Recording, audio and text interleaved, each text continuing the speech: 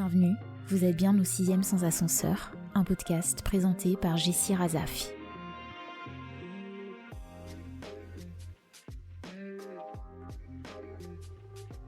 Cet épisode est assez spécial car j'accueille une amie de longue date. Eliana et moi, nous nous connaissons depuis le lycée, depuis la première L au lycée français d'Antananarive. Aujourd'hui, elle est professeure de français dans un lycée privé et nous avons longuement échangé sur les défis majeurs auxquels la profession fait face, à l'heure où les critiques fusent à l'encontre du système éducatif, à l'heure où la question de la liberté d'expression est au cœur des débats. Originaires toutes les deux de la Grande Île, on s'interroge mutuellement sur la question de l'identité. Qu'est-ce qui a construit la nôtre ? On a entre autres parlé du rejet de sa propre culture, lorsque l'on a longtemps été bercé par celle de l'Occident, du fait que le mot blédard ne devrait pas être péjoratif. Elle se confie également sur ce que ça lui procure de documenter sa vie perso sur les réseaux à travers ses vlogs, car oui, Eliana est sur YouTube. On parle de la littérature malgache et coréenne qui font d'ailleurs l'objet de sa thèse. Bien sûr, sans transition, la discussion bascule sur sa passion pour les BTS et Choto, son adorable coton de Tuléar, intervient même dans la discussion. Allez, je vous souhaite une très bonne écoute.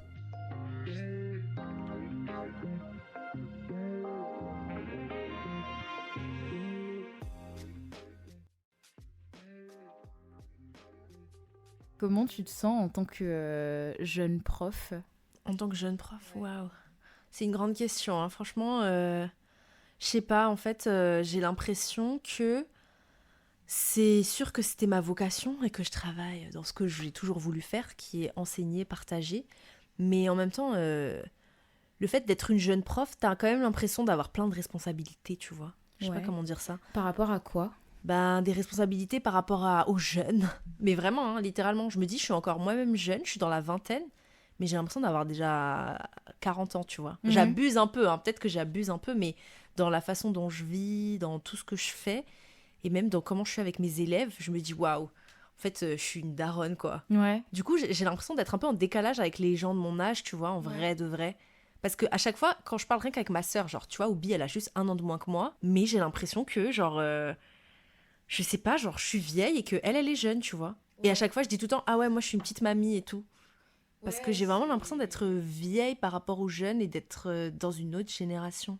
Ouais, t'as toujours eu un côté hyper mature, même depuis le lycée, où certes on faisait des bêtises à côté, mais il y a aussi ce côté mature où il faut qu'on fasse ça, qu'on fasse les devoirs bien, que ça soit rendu qu'on aille à la bibliothèque. Ouais, qu'on aille à la bibliothèque. Et je pense que ça y contribue. Mais du coup, est-ce que t'avais peur au départ de, je sais pas, de pas pouvoir peut-être asseoir ton autorité par rapport au fait que tu sois une jeune prof et surtout t'enseignes dans des classes tu 6e, c'est ça 5e En fait, j'ai eu des 6e avant, mais cette année, j'ai 5e, 4e. Et avant, j'ai déjà eu des 3e et des secondes. En fait, j'ai eu toutes les classes sauf première terminale. Du coup, disons que en termes d'autorité, ça dépend vraiment... des classes et des personnes, voilà. Pour être honnête, j'avoue que le fait d'être jeune prof, en fait, dans ma vie de tous les jours, c'est trop bizarre parce que j'ai l'impression que j'ai un décalage avec les gens de mon quotidien et que je suis hyper mature et tout ça. Dès que je suis avec eux, j'ai l'impression d'être finalement quand même une prof super jeune et que les autres profs, ils soient vieux, tu vois. Et du coup, je me sens un peu entre les deux, en fait, à chaque fois. Genre, comme si... j'avais du mal à vraiment mettre mon autorité parce que je sais que les autres... Enfin, je pense que ça fait toujours partie de ce fameux syndrome de l'imposteur, n'est-ce pas, Jessie, bien sûr. Qui en parle souvent. J'ai quand même l'impression que, justement, eux, ils ont plus d'expérience et d'autorité que moi. Et du coup, je me remets tout le temps en question, tu vois, par rapport aux jeunes. Et pourtant, dans ma vie quotidienne, quand je suis avec vous et tout, genre, j'ai vraiment confiance en moi et en ma vie et tout ça. Enfin, j'ai pas de problème. Mais dès que j'arrive à l'école, j'ai quand même ce truc de me dire... bon, t'es quand même une jeune prof, quoi. Oublie pas que t'es encore petite par rapport à ceux qui ont 30 ans d'expérience, qui sont enseignants depuis super longtemps, quoi. Est-ce que tu penses que c'est toi qui te mets ça dans la tête ou quelque part il y a une espèce de pratique sur le moment, je sais pas, faite par une habitude, tu vois, je sais pas, créée par les profs qui fait que tu ressentes ça ou est-ce que c'est vraiment juste peut-être toi dans ta tête qui te dit... Peut-être les deux, hein. Bon, je suis la jeune et tout, Ouais, mais je pense que c'est un peu des deux parce qu'au début, je me je pensais pas du tout à ça. C'est ça qui est bizarre, c'est que ma première année de prof, j'avais totalement plus confiance en moi, avec les élèves et en mon autorité, que là, ces 2 dernières années, tu vois. Genre, je me disais pas du tout ça au début, j'étais en mode, oh bah c'est bon, on va apprendre à des élèves et tout ça. J'étais plus, j'ai envie de dire spontanée, tu vois, avec les élèves. Alors que maintenant, vu que j'ai acquis de l'expérience et que je me compare souvent aux autres profs, et que les autres profs aussi font souvent des remarques, tu vois, ils disent des remarques du genre, oui, donc avec toi, ils sont plutôt comme ça, avec moi, ils sont plutôt comme ça, tu vois, ils te font des petites remarques comme ça. Et donc, tu sens toi-même qu'au fond, bah, du coup, t'es un peu différente des autres profs, tu vois. Enfin, moi, je le sens vraiment depuis ces 2 dernières années. Les 2 premières années, en fait, je pense que c'est parce que j'avais pas de réflexion sur ma pratique. Et en fait, c'est ces 2 dernières années où je me suis vraiment dit, mais est-ce que finalement, je fais pas trop genre d'être une jeune prof en mode bien cadré et tout, alors qu'en fait, bah, j'arrête pas de me comparer, comme j'ai dit, avec avec les profs plus âgés, quoi, tu vois. Tu disais que toi, c'était un peu tu sentais une responsabilité. Comment on fait pour ressentir cette responsabilité, avoir toujours envie d'être prof, à une période où beaucoup de critiques fusent à l'encontre déjà du système, face aussi peut-être à la baisse d'intérêt des jeunes par rapport à la littérature dont toi tu es justement dans le domaine, ou même juste des profs, tu vois, qui critiquent. Il me semble que c'est... William Lafleur, je ne sais pas si tu le connais, c'est un prof, un ancien prof de l'éducation nationale qui a démissionné et qui a écrit un livre qui s'intitule L'ex plus beau métier du monde, tu vois. Donc comment toi, en tant que jeune prof, tu es pour avoir toujours envie en fait de rester dedans? Franchement, des fois, pour pas mentir, des fois j'ai plus envie de rester dedans justement. Mais je pense que c'est tout le temps un truc de 50-50. En fait, il y a tellement d'avantages et tellement de choses positives et je sais pas moi, mais vraiment ma relation avec certains élèves, tu vois, où je me dis, ah bon, c'est pour ça que je fais ce métier, parce qu'ils sont trop choux, quoi, enfin, ils et elles sont trop choux. Vraiment, tu sens que les années précédentes, comment dire ça, j'avais vraiment cette envie de me faire aimer par les élèves, tu vois. Et en fait, à partir du moment où il y a beaucoup d'élèves qui m'aimaient pas, j'avoue, honnêtement, j'ai commencé à me dire, mais en fait, je me sens pas assez reconnue, ce métier il est pas assez reconnu, les parents ils sont toujours derrière, enfin je faisais que voir l'aspect négatif, et même là encore parfois je vois beaucoup l'aspect négatif parce que malheureusement tu retiens que le négatif quand c'est vraiment fort, tu vois. Mais après j'essaie tout le temps de me dire, non mais en vrai, rappelle-toi qu'avec tel élève il s'est passé ci, tel élève il s'est passé ça. Donc je pense que ce qui me fait rester et ce qui me motive, c'est juste certains élèves qui vraiment, je me dis en fait ils sont dans un monde tellement brutal et tellement où c'est un peu le bordel, hein, honnêtement. Désolée du mot, mais voilà, c'est un peu le bordel. Et du coup, je me dis au moins, s'ils se sentent bien pendant le cours de français et qu'on rigole un peu, qu'on apprend des choses, qu'on partage aussi leur expérience, ben ça va en fait, en réalité. Donc en vrai, je me motive pour ces personnes-là, tu vois. Pas pour ceux qui m'énervent, mais en même temps, ça, en fait, c'est trop contradictoire, c'est qu'ils sont chiants, mais en même temps attachants, tu vois. Donc t'as quand même envie d'avoir cette responsabilité parce que tu te dis que oui, tel et tel élève, ils sont très énervants, mais sûrement parce que peut-être chez eux, en fait, ça se passe pas très bien, peut-être qu'ils veulent faire leur intéressant et ils veulent avoir de l'attention parce qu'en fait, ils sont pas aimés à leur juste valeur. Enfin, du coup, je pense que clairement, je le fais pour le côté humain, quoi. Pour revenir sur ce que t'as dit sur le fait de vouloir être aimé par tes élèves, moi c'est quelque chose, j'en ai parlé durant le premier épisode avec Dani, où au départ je ressentais vraiment ce besoin-là d'être appréciée par tout le monde, parce que je sais pas si quelque part ça nourrissait mon ego ou ça me confortait dans le fait que c'était ma voix et que j'ai trouvé ma voix en tant que prof parce que tout le monde m'aime, tout le monde me kiffe. Et puis un jour, je suis tombée sur quelqu'un qui n'était pas forcément réceptive à ma manière d'enseigner. Sauf que moi, sur le moment, il y a eu un décalage parce que je sentais que j'avais vraiment fait un bon cours. Et à partir de ce moment-là, tu vois, je me suis dit, ok, on va peut-être plus dépendre de... de la réception de ton cours et de... Ouais, et du coup, toi, par rapport aux élèves qui sont pas vraiment réceptifs, comment tu réagis? Ça doit pas être facile, tu vois, en tant que prof maintenant, surtout que t'as des directives, je suppose. Oui, on a tout un programme. Vous avez tout un programme, toute une façon de maintenant dicter, d'enseigner. Comment toi, t'essaies de transmettre ta patte à toi, la patte d'Eleana, professeure, face à ces directives assez contraignantes? En vrai, ce qui est quand même bien dans le métier de prof, c'est que même si on a des directives et un programme, je trouve que en réalité, vraiment dans les faits, parce que dans la théorie, voilà, on est censé suivre un programme, etc. Dans les faits, c'est quand même vraiment beaucoup, beaucoup de liberté, tu vois. Ouais. Pardon. Du coup, j'ai quand même l'impression que je fais tout à ma patte et parfois, j'avoue, je fais pas comme ce qu'on me dit de faire, tu vois. Vraiment, pour donner des exemples précis, parfois, il n'est pas vraiment conseillé de séparer littérature-grammaire, tu vois. Okay. Et vraiment, en fait, il conseille de faire plus de littérature et d'études de texte. Okay. Et tout ce qui concerne la grammaire, tu vois, tu le fais ponctuellement. Sauf que moi, en fait, comme je suis très carrée et psychorigide, n'est-ce pas? J'aime bien que les élèves, justement, ils aient un bagage de grammaire, en fait, parce que c'est super important. Bon, évidemment, c'est pas important dans la vie de tous les jours de connaître le COD, le COI, tu vois, mais j'aime bien qu'ils aient cette forme de logique et aussi de petite pression quand même, tu vois. C'est-à-dire que je veux garder le côté, on apprend les règles de conjugaison, on apprend les dictées, on apprend plein de choses comme ça, en tant que tel. Parce que je sais qu'il y a des professeurs, tu vois, ils font vraiment que des études de texte. Tout le temps, tu vois. Et même moi, je me souviens, j'avais des profs et tout qui faisaient rarement des trucs de conjugaison, vocabulaire et tout ça. Alors que moi, en fait, j'aime trop ça. Enfin, bon, c'est bizarre, hein. J'avoue, c'est archi bizarre. Mais moi, j'aime bien parce que c'est logique et que ça ressemble un peu, tu vois, finalement à des maths ou ce genre de choses. Donc, je pense que pour plein d'élèves, ils doivent se dire mais quel est l'intérêt, pourquoi elle fait ça elle, tu vois. Mais ça, je pense, c'est ma patte, c'est que, et beaucoup de mes élèves me l'avaient dit les années précédentes quand on avait fini l'année. Ils avaient dit mais merci madame, parce que grâce à vous on a revu telle et telle règle, on a revu telle et telle chose. Et justement, je trouve que c'est cool parce que ça fait vraiment partie, tu vois, de genre mes cours à moi, quoi. On sait que madame Rabia Zamaouli, elle fait vraiment des cours littérature lundi, grammaire mardi, littérature mercredi, grammaire jeudi, tu vois. Parce que j'essaie d'alterner et de diversifier ce que je fais avec eux, quoi. Donc là, j'avoue que sur le programme de l'éducation nationale, ils conseillent pas trop de faire cette méthode-là, mais moi, tu vois, je me prends parfois quelques libertés comme ça. Tant qu'à la fin, les élèves ont évolué, ont acquis des connaissances, c'est bon, tu vois. On dit souvent que les jeunes ne lisent plus, c'est vrai ça? Ah, mon Dieu, ouais.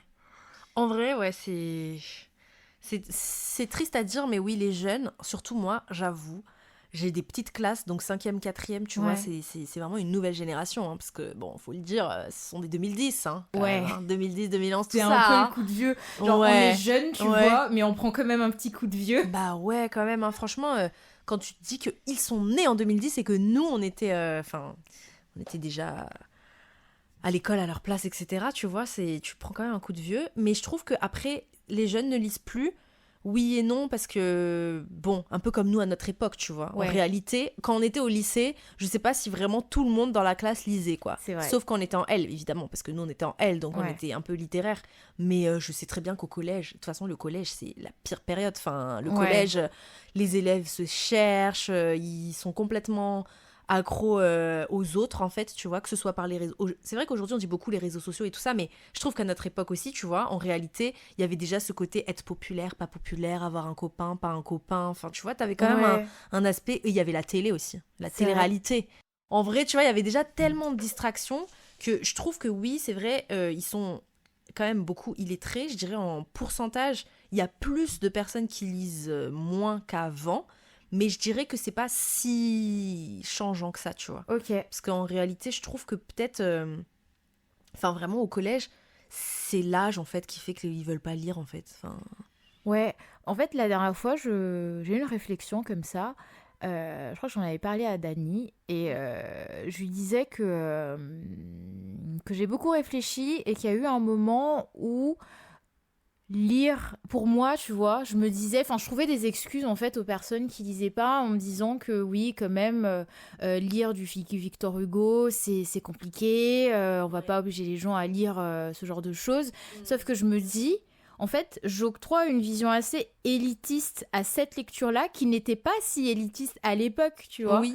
Et ce qui fait que je me suis rendu compte qu'on a aussi un peu perdu quelque part quand même le goût de la lecture. Le goût de la lecture, oui. Mais après, le goût de la culture même, j'ai envie de te dire. Ouais, aussi, tu vois. Et quelque part, je me dis aussi, mais en même temps, s'ils n'ont pas envie de lire du Victor Hugo, ils disent pas du Victor Hugo. Hein. Enfin, c'est... Oui, c'est sûr, ouais. Et toi, du coup, comme t'es prof de français, mais tu fais une thèse, en fait, beaucoup sur la littérature. Comment, toi, tu donnes l'envie de lire ? Ah, c'est une bonne question, ça. En fait, j'essaye vraiment au maximum de trouver des livres qui sont plus accessibles. J'avoue que j'adore bien sûr Flaubert, hein, n'est-ce pas ? J'adore Victor Hugo, j'adore tous ces classiques du 19e siècle. Et ton auteur préféré, c'est pas Jean-Marie Leclésio ? Oui, c'est Leclésio, c'est ça, mais avec les années, ça a un petit peu évolué. Maintenant, j'aime plus des autrices. Voilà, on va pas se mentir. Les autrices sur lesquelles je travaille, justement, ce sont mes autrices préférées. Mais justement, ce qui est intéressant, c'est que j'essaie d'allier un peu la thèse avec l'enseignement, tu vois, à l'école.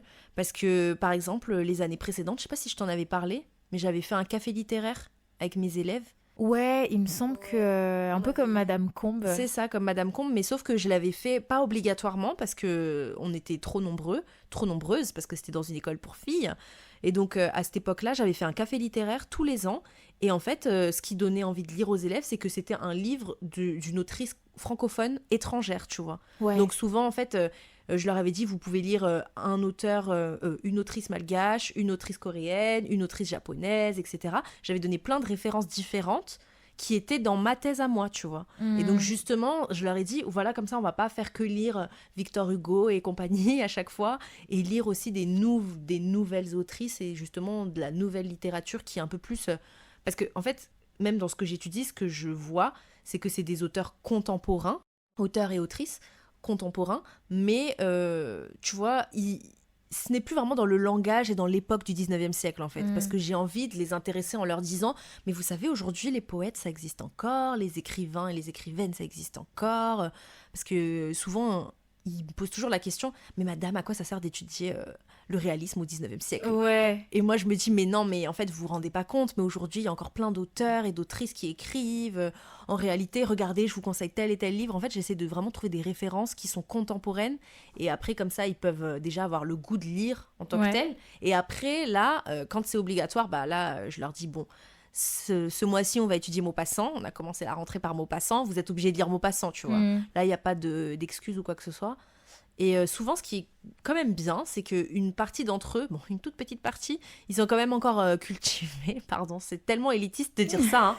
Franchement, c'est trop élitiste, mais il y a quand même encore une partie d'entre eux qui sont encore cultivés et qui disent « Ah, donc mes Maupassant, Émile Zola », enfin, tu vois, ils sont quand même intéressés, quoi. Ouais. Donc, je me dis, bon, ça va, eux, tu vois, t'arrives à les accrocher, quoi. Mais après, tu dois traduire tout ce qui se passe en version moderne, en fait. Ouais, c'est ce que je fais tout le temps avec mes élèves. C'est-à-dire que je leur dis, mais alors là, qu'est-ce qu'il essaie de dire, Maupassant, sur cette femme ? Donc ils disent, ah oui, donc en fait, il fait ça parce que en réalité, la femme, elle veut faire ci et ça. Il a un crush. Mais hier, tu rigoles, mais hier, on m'a dit ça. Hier, on m'a dit ça. En cours, on travaille sur la poésie de Louise Labbé. Et donc, je leur explique que Louise Labbé, elle ressentait de l'amour pour un homme, sauf que c'était pas réciproque. Ouais. En fait, elle ressentait un amour qu'on appelle un amour unilatéral, etc. Je leur explique. Et après, ils ont résumé ça en quelques mots. Il y a un élève qui lève la main qui dit « Donc, en gros, elle avait un crush sur un gars, mais le gars, il l'a envoyé balader. » Et j'ai dit « Voilà, tu as résumé ce que je voulais dire, en fait. » Tu as compris. Mais après, je l'ai un peu engueulé en disant « Mais on ne dit pas crush. » Ouais, bah en même temps, tu vois, c'est cool que ton élève puisse s'exprimer comme ça. Moi, je l'aurais jamais fait parce que je sais qu'au lycée, tu vois, je contrôlais beaucoup ma manière de parler. Il fallait que je parle d'un langage assez soutenu. Mais en même temps, tu te dis aussi, bon... t'es pas au quartier, quoi. Enfin, j'ai envie de dire, tu parles pas comme ça en cours, donc c'est... Ouais. C'est voilà, c'est un peu du pour et du contre. En fait, moi, j'ai toujours l'impression qu'avec mes élèves, ils testent un peu pour voir comment je vais réagir, tu vois, quand ils parlent de manière... comme dans le TIEX, effectivement. Ouais. Et après, à chaque fois, je les corrige, mais je trouve ça quand même plutôt bien, j'avoue, qu'ils aient un peu un espace où s'exprimer, parce que à notre époque, et même, il y a encore des profs comme ça, je trouve que vraiment la liberté d'expression des petits, là, ils n'ont pas le droit de parler, quoi. Après, évidemment, ça ne veut pas dire leur laisser dire n'importe quoi tout le temps ou quoi que ce soit, mais c'est juste qu'ils soient assez à l'aise pour oser lever la main et expliquer les choses et et dire les choses avec leurs propres mots aussi, quoi. Parce que finalement, si tu leur apprends par cœur des choses, juste, comment dire ça, tu sais, comme un policier ou comme quelqu'un de carcéral, et que tu leur dis non, tu dois apprendre ça, comme ça, bah c'est sûr qu'ils n'ont pas forcément envie d'apprendre, en fait. Comment toi, en tant que jeune professeur, enfin, il y a quand même pas mal d'années de différence avec tes élèves, mais t'as pas 50 ans, quoi. Non. Comment toi, en tant que jeune prof, justement, tu mets tes limites pour que tes élèves ne te prennent pas pour leurs potes, en fait? Alors là, j'avoue que c'est encore quelque chose sur lequel je travaille beaucoup, parce que, en fait, je leur dis que je suis bienveillante, mais en même temps, effectivement, je leur dis tout le temps que je suis pas leur pote. Donc il y a déjà une première limite que je mets dès le début de l'année, c'est le fait quand on est en français, on est en français. Donc en fait déjà, vous ne devez pas parler de la vie personnelle, vous ne devez pas parler de ma vie personnelle, surtout que comme je suis assez présente sur les réseaux sociaux, on va revenir dessus. Voilà, ils me connaissent bien et je leur dis, n'oubliez pas que je reste Madame Rabia Zamaoli et que je suis votre professeur et que je suis là pour vous évaluer, pour votre travail, etc. Donc j'essaie toujours de rester sérieuse en fait. J'avoue que ça c'est une chose qui est super importante. Parce que je trouve que beaucoup de professeurs veulent tellement être cool, tu vois, avec leurs élèves, que en fait, ils veulent être tellement cool et branchés et que les élèves les écoutent, que du coup, ils mettent, enfin, même dans leur façon de parler, etc., ils sont pas assez sérieux, je trouve. Et donc moi, j'avoue que j'essaie de mettre cette limite de je suis sérieuse, on est en français, donc on reste en français. Si vous voulez, à la fin du cours, on va parler d'autres choses, etc. Mais j'essaie vraiment de rester le plus sérieuse possible. Alors, évidemment, je dis pas que ça marche tout le temps, parce que parfois, on finit par rire et il y a des moments gênants, et il y a des moments où ils essayent vraiment de dépasser les limites, tu vois. Mais à chaque fois, j'essaie toujours de recadrer et de me dire non, ça suffit, on parle pas de ça, on reste en français. En plus, déjà, vous faites attention à la manière dont vous me parlez aussi. Je pense que ça, c'est aussi quelque chose... où je les engueule en fait. Franchement, je fais que les engueuler. Pendant tout un cours, je les engueule plusieurs fois et je les reprends individuellement. À chaque fois, je leur dis toi. Parce que en fait, si tu les engueules pas, bah, ils vont tout le temps te provoquer en fait. Ouais, chercher tes limites. Ouais, chercher tes limites, c'est ça. Mais je me dois de te poser la question, parce que je me pose aussi la question. Est-ce que tu penses que le fait que tu sois jeune déjà et que tu sois une femme, ça joue sur l'autorité? Ah, ça c'est sûr et certain. Parce que moi, quand j'y pense, au lycée par exemple, on avait eu des profs femmes sévères et j'avais l'impression qu'elles devaient se garder cette façon, comment dire, ce sérieux. Ce sérieux. Oui. Pour justement, cette stature, tu vois, pour être prise au sérieux. Pareil à la fac, moi, les chargés de TD les plus sévères que j'ai eues, c'était des femmes. Sur le moment, je trouvais pas ça agréable. Je me disais, mais quand même et tout. Après, j'ai compris, tu vois. Enfin, je sais pas si j'ai compris, je ne sais pas si c'est ça. Moi, c'est une supposition. Mais je me dis quand même, est-ce que dans ce genre de métier, quand t'es une femme, quand même, tu dois faire preuve de vraiment plus d'autorité pour te faire respecter? Clairement. Je pense que, en plus, dans nos sociétés, qui restent quand même assez... Enfin, moi, je le vois vraiment... En tout cas, ça dépend des milieux sociaux, etc., qu'on fréquente. Mais je vois vraiment que parmi mes élèves, ça a beaucoup changé. Quand je suis passée d'une école de filles à une école mixte, justement, à partir du moment où je suis passée dans une école mixte, il y a eu des garçons, effectivement. Et j'ai l'impression que les garçons, ils vont vraiment plus te tester et vraiment plus... voir tes limites parce que justement t'es une femme et qu'ils veulent voir en fait si t'es une femme assez sévère et méchante pour les recadrer. Parce qu'en fait c'est horrible, mais s'ils étaient face à un homme, ils oseraient même pas te poser certaines questions qu'ils osent poser face à une prof femme, tu vois. Donc c'est un peu une protection qu'on se fait aussi, tu vois. Je me pose vraiment la question parce que par exemple Dany, tu vois, il donne des cours à des ados. Et il a des mecs et ils en ont rien à foutre, hein, les mecs. Parfois, ils essaient de passer la limite de Dany et Dany les recadre, tu vois. Mais sauf que je me dis que si c'était une meuf, ce serait pire, tu vois. Je sais pas. Moi, je pense que c'est vraiment possible parce que... Bon, après, bien sûr, ça dépend toujours parce que je vois beaucoup de femmes super strictes et sévères, mais j'ai jamais vu une femme qui n'est pas stricte et sévère qui se fait bien respecter. J'ai l'impression que c'est une condition, en fait. Si tu n'es pas stricte et sévère et vraiment oui, avec cette protection, cette carapace et mettre ses limites, eh bien c'est sûr qu'à un moment donné, ils vont abuser, tu vois. Ouais. Alors que je pense, quand je vois des collègues un peu de mon âge, enfin j'en vois un en particulier, qui est un collègue, il a à peu près la trentaine, un peu moins même, et en fait c'est un grand homme, tu vois, il est grand de taille, il est très calme, il est très posé, mais dès qu'il rentre dans la salle ou quoi que ce soit, tout le monde se tait, tu vois. Et je me dis, c'est sûrement lié à son physique, en fait, à sa carrure, au fait que ce soit un homme qui fasse peur. Et donc, les élèves l'embêtent jamais. Mais... Et quand on discute tous les deux, je me dis tout le temps, mais c'est fou, on a la même classe, une classe super agitée, la classe la plus difficile, mais avec eux, ils sont... avec lui, ils sont totalement calmes, tu vois. Alors qu'avec moi, ils cherchent à voir jusqu'où je m'énerve. Bah, en vrai, c'est pour ça que je me pose la question, parce que pareil, moi, au collège, à Diego, j'avais une proviseure d'apparence très sévère. Tout le monde avait peur d'elle. Elle avait une apparence, elle se donnait un air très sévère, et du coup, je me suis demandé si elle se donnait cet air-là pour pouvoir justement asseoir son autorité, parce qu'elle sait que peut-être... Enfin, elle se doute peut-être que si jamais elle le faisait pas, elle serait pas respectée, ou si elle était vraiment comme ça. C'est clair, ouais. Je pense que c'est vraiment une chose qui partira jamais en plus, parce que j'ai vraiment l'impression que avec l'âge, là, on te respecte de plus en plus, mais quand t'es une jeune femme comme moi, là, c'est sûr que il faut vraiment te donner un genre limite, parce que parfois vraiment c'est du théâtre, quoi. Ouais. La plupart de mes élèves, ils me disaient, mais c'est trop marrant, vous êtes trop différente dans la vraie vie par rapport à quand vous êtes en classe. Je dis, mais oui, bien sûr. Je crois qu'on va parler comme si on était potes en classe, parce que si c'est ça, c'est sûr que là, tout le monde se lève pendant le cours, tout le monde crie, enfin... Bah ouais, c'est ça, enfin poser ses limites. Mais ouais, avec Dany, on en parle souvent parce que... du fait de... Enfin, moi, je prends des conseils... Oui, parce qu'il est prof qu'il est aussi, pro depuis longtemps, tu vois. Enfin, plus que moi, en tout cas. Et parfois, je me demande à quel moment poser mes limites.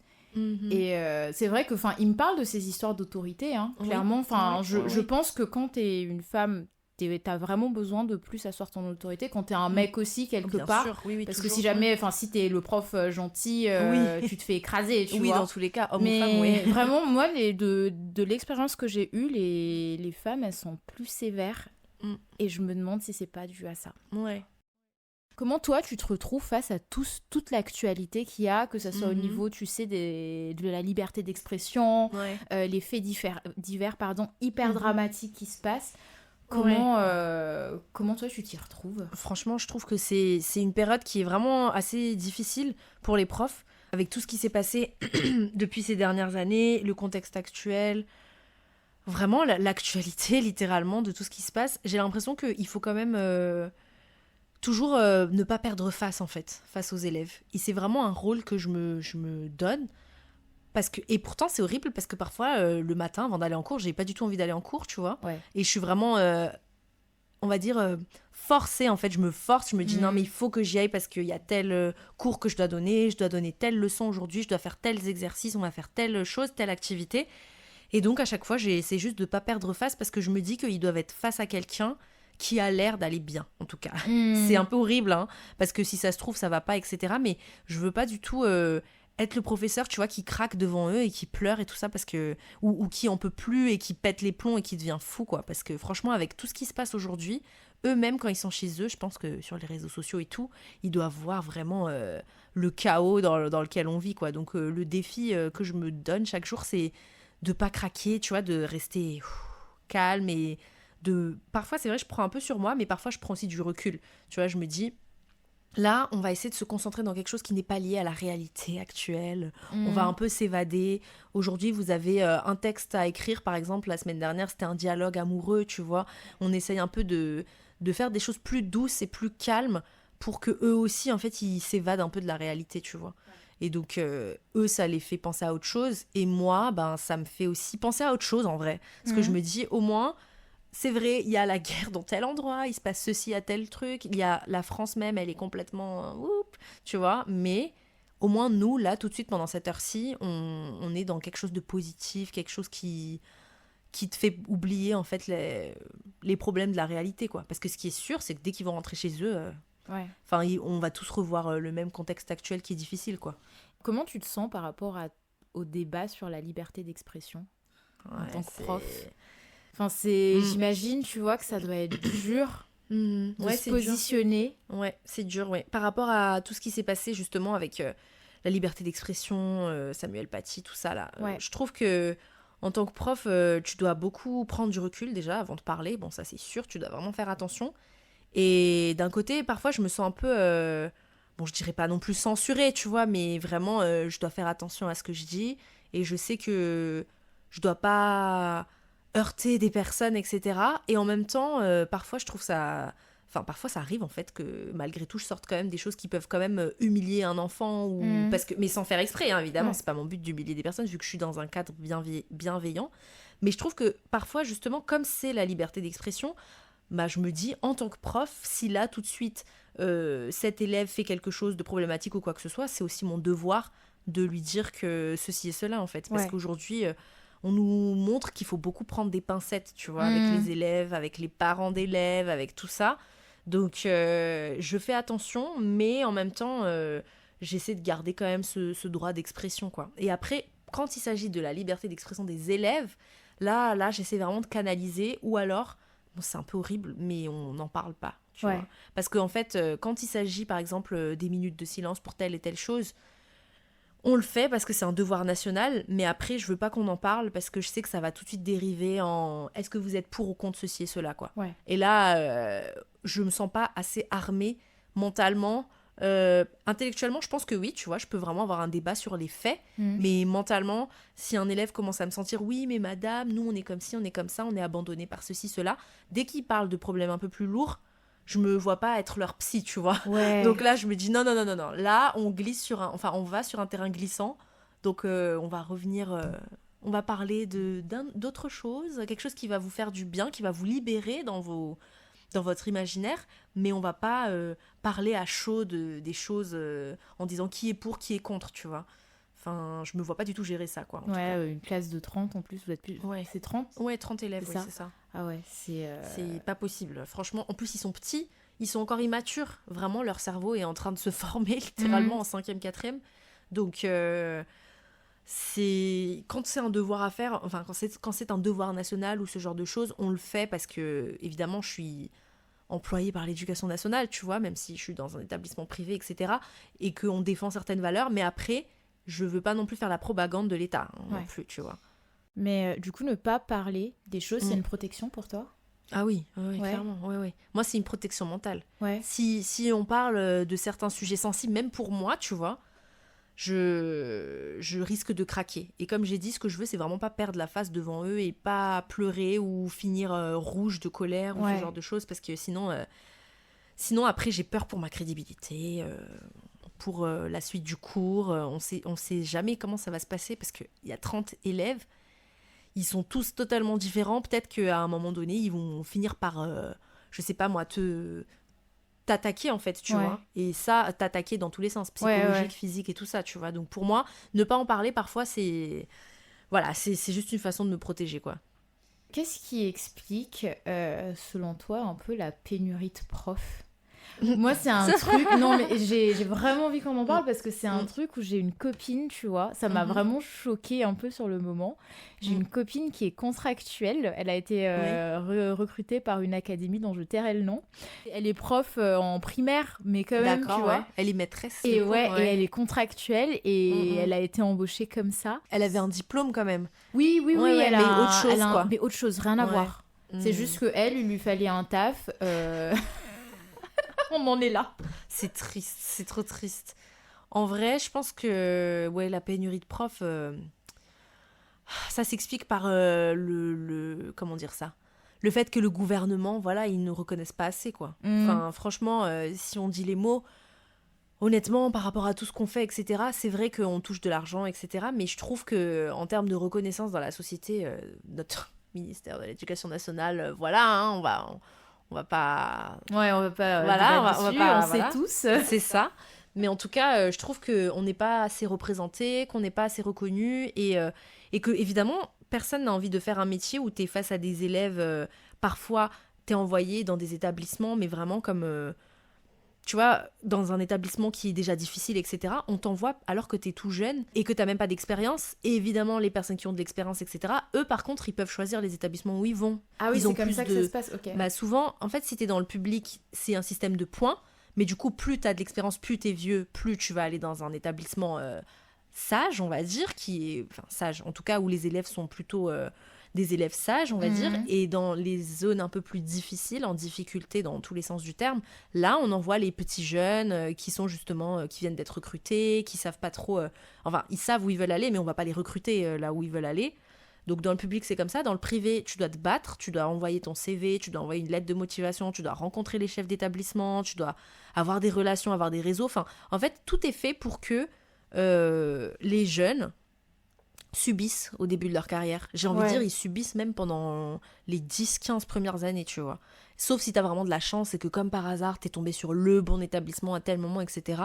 et que ça t'arrange. Mais franchement, parfois j'ai l'impression que cette pénurie de profs, elle est vraiment expliquée par le fait que le métier n'est pas attractif en fait. Ouais. Si c'est pour être pas respecté par tel et tel élève, mettre ta vie en danger avec tout ce qui s'est passé justement et que de plus en plus... En fait, le problème, il est là, c'est que l'État n'a même plus d'autorité sur les humains, enfin sur nous, tu vois, les citoyens. Du coup, comment veux-tu qu'un État sans autorité sur des citoyens mette en place des professeurs qui, du coup, n'ont même pas d'autorité sur les élèves, tu vois. Ouais. C'est vraiment la remise en cause du système, des profs, des figures d'autorité en général. Donc, si tu choisis la facilité, franchement, ce que je pourrais faire, mais vraiment, en plus, je le dis tout le temps à Inde, moi, je serais libraire, tu vois. Ouais. Si je choisissais la facilité, là, à l'heure actuelle, si ça se trouve, on sait pas, hein, ça se trouve, dans quelques années, j'aurais abandonné et je me serais dit, en fait, je suis pas du tout reconnue, j'ai passé un concours pour rien, parce qu'on recrute maintenant des gens qui ont un master ou une licence. Ah bon? Mais oui. Enfin... Ah, je savais pas ça, que... Oui. En fait, maintenant, si jamais, en tant que contractuel, hein, du coup, si jamais tu as le concours, bien sûr, t'es un peu plus payé, donc heureusement, tu vois. Mais par contre, ils recrutent en même temps aussi des personnes qui sont totalement novices dans l'enseignement et qui ont une licence ou un master. En maths, par exemple. Et donc, il devient prof de maths, le monsieur, tu vois. Et sauf que cette personne, elle devient prof de maths, mais elle va toucher des primes et ce genre de choses, etc., tu vois. Alors que, toi, t'as joué le jeu, en fait. T'as fait un concours, t'as fait toute cette formation, etc., pour que finalement, tu sois juste un petit peu plus payé que la personne qui a juste une licence et un master, quoi. Donc en vrai, tu te dis, mais en fait, qu'est-ce que je fous là, tu vois. Enfin, pourquoi j'ai fait ça? Non mais vraiment, je pourrais être juste libraire et pas côtoyer des petits qui me saoulent, et voilà, tu vois. Pourquoi tu sautes pas le pas? Mais en fait, à chaque fois, j'en parle à Inde, mais j'ai vraiment un truc de 50-50 avec ça. Ouais. Parce que en fait, quand t'es prof, t'as tellement d'avantages quand même au niveau de la stabilité. Disons que vraiment, tous les mois, t'es payé... d'une certaine façon, et ça va, si tu fais des heures sup, etc., tu peux bien gagner ta vie.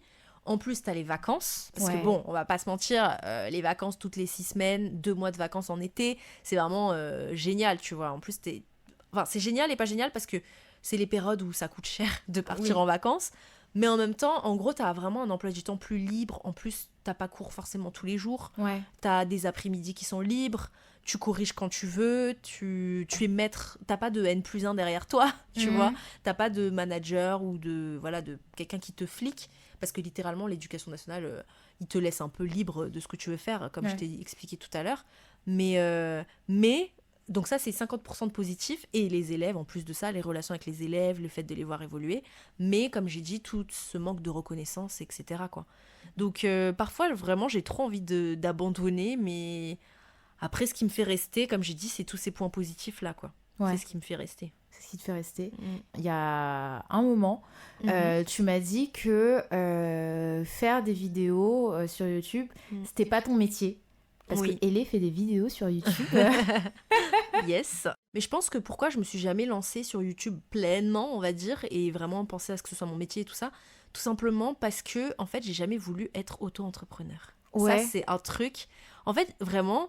Depuis toujours, enfin je dirais depuis le lycée, j'ai toujours su que je voulais être prof ou journaliste, en tout cas, prof ou journaliste ou libraire, qui est en lien avec la littérature.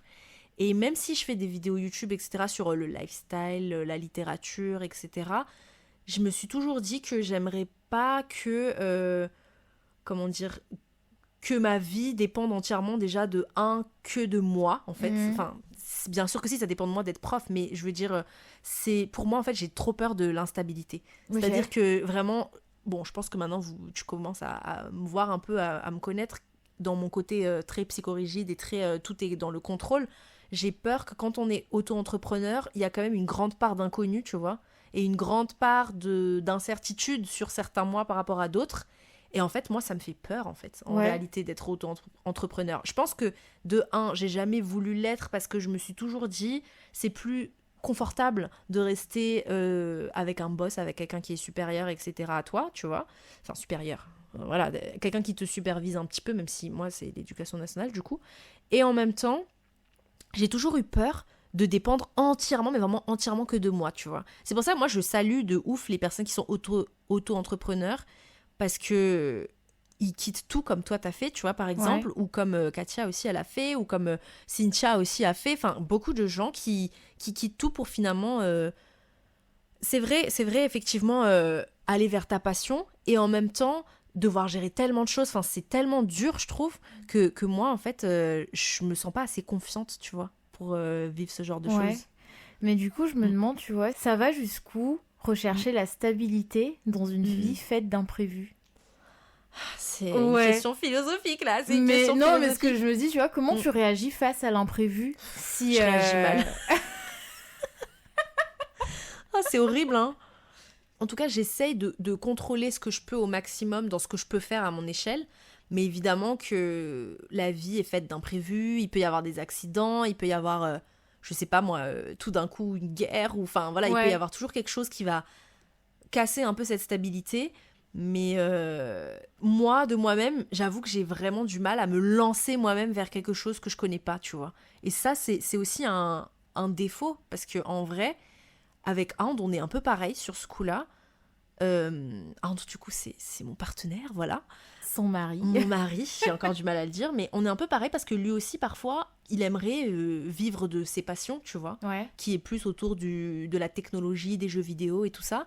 Moi, vraiment, en réalité, ce qui me passionne, c'est, bon, là, c'est déjà la littérature, voilà, c'est lire des livres, etc. Et j'aimerais un jour, tu vois, être écrivain, voilà, écrire des critiques, des revues, des choses comme ça. Par exemple, ça m'intéresserait beaucoup à long terme.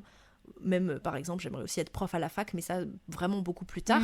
Mais on me dit souvent, mais pourquoi tu te lances pas dès maintenant, tu vois, là, maintenant que t'es jeune et tout ça. Mais en fait, le truc, c'est qu'avec And, on est pareil, je pense qu'on n'ose pas, parce qu'on est tellement dans un confort, là, que du coup, on se dit, mais imagine, ça se passe pas bien, tu vois, imagine, il se passe telle ou telle chose, qu'en fait, on est un peu des personnes à rester dans notre zone de confort. Voilà, c'est la réalité. Après, c'est un choix aussi, tu vois. Je trouve qu'on vit aussi dans une époque où on prône beaucoup l'entrepreneuriat, le fait de prendre des risques, il faut tout le temps sortir de sa zone de confort. Clairement, il y a des moments où je me dis, non, là, je suis bien, je préfère rester dans ma zone de confort, tu vois. Et je trouve qu'on vit vraiment dans une époque où c'est aussi lié à la surproduction, notamment sur les réseaux où on te force à aller plus, à faire plus, à entreprendre, alors qu'il y a juste des gens en fait qui cherchent la stabilité et c'est tout aussi louable. Enfin, moi, c'est ma vision des choses, tu vois. Je vois ce que tu veux dire, Mais c'est vrai qu'on parle pas trop de ça, Mais... On va plus parler des personnes qui sont justement girl boss, boss tout court, enfin vraiment qui gèrent toutes ces choses-là, quoi. C'est pour ça que c'est vrai que parfois on se dit waouh, on les envie et tout ça, mais en même temps, après notre situation aussi, c'est vrai que bon, si on aime comme on est aussi, bon, peut-être qu'on peut l'accepter aussi, quoi.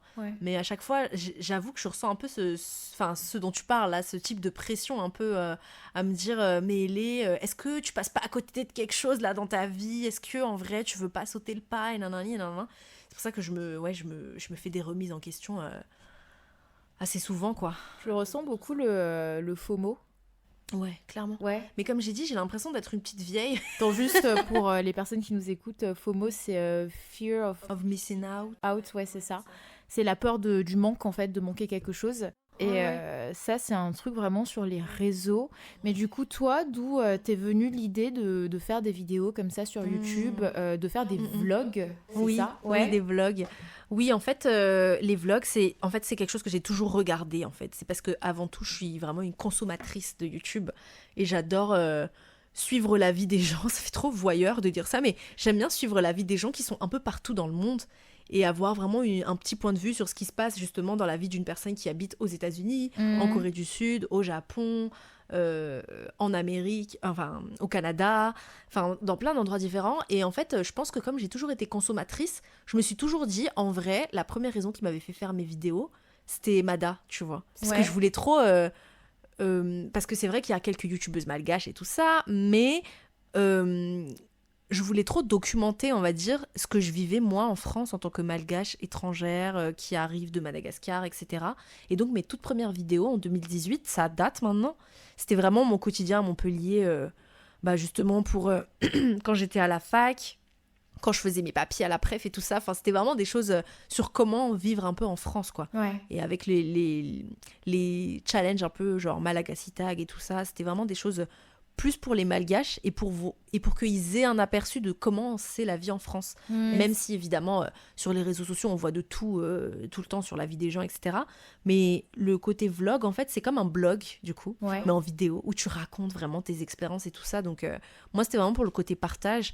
Et c'était aussi beaucoup pour ma famille et tout ça, parce que, en fait, faut savoir que j'avais pas vu mes parents depuis 2015 jusqu'à 2018. Du coup, je les avais pas vus pendant 3 ans. Et donc, j'avais tout documenté en 2018, justement pour qu'ils voient un peu comment ça se passe dans ma vie et tout ça, au-delà des appels, Skype et compagnie, quoi.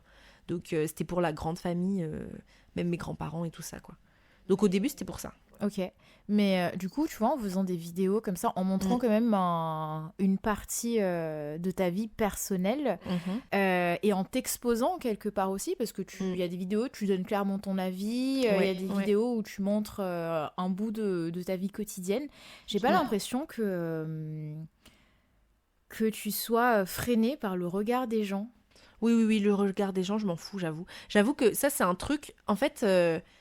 dans ma vie personnelle, en tout cas, j'ai vraiment pas du tout...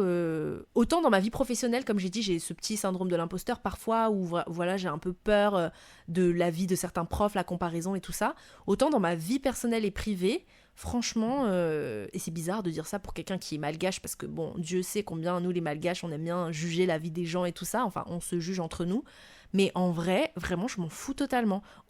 Même depuis le début, en fait, depuis toujours, je me suis toujours dit, bon, les gens, ils vont me voir telle que je suis, parfois un peu folle, parfois sérieuse, parfois ceci et cela, mais vraiment, je m'en fous totalement, quoi, parce que je me dis, si la personne, elle a quelque chose à dire, vu que c'est ma vie privée, elle va me le dire, et alors, quoi. Ouais. Vraiment, et alors, enfin, j'ai jamais... Bon, parfois, on a eu peut-être des petites remarques et tout, tu vois, négatives sur certains trucs que je faisais par rapport à d'autres et tout ça, notamment sur le sport et l'alimentation, n'est-ce pas ? Mais oui. Donc quand on a ce genre de critiques, comme ça regarde que ma vie privée, en vrai, je m'en fous. Ouais. Vraiment, je m'en fous. Qu'est-ce que déjà ça suscite en toi de faire ce genre de vidéo ? Qu'est-ce que ça te procure ?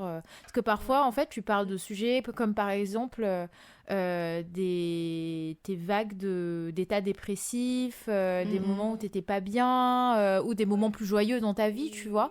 Qu'est-ce que ça te procure en fait de faire des vidéos ? Est-ce que c'est un peu thérapeutique ? Est-ce que c'est juste fun ou...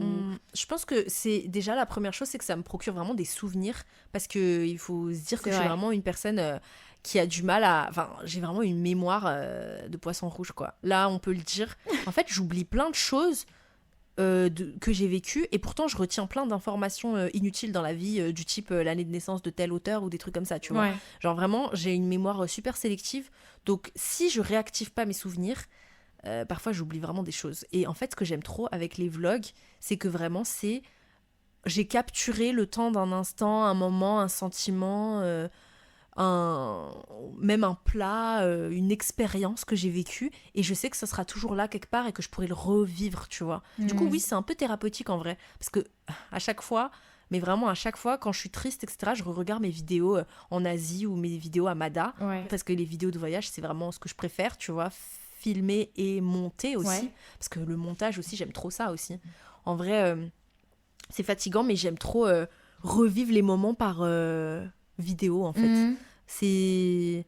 Je sais pas, c'est comme si je le revivais une deuxième fois en fait. Du coup, ça me procure vraiment quelque chose de fort, on va dire, sur le côté souvenir, tu Ouais. vois. Parce que je me dis, waouh, je me crée des souvenirs. Heureusement que j'ai gardé ça dans les vlogs, tu vois, les vlogs de nous au Vietnam et tout Ouais. ça. Enfin, c'était quand même quelque chose d'il y a 3 ans.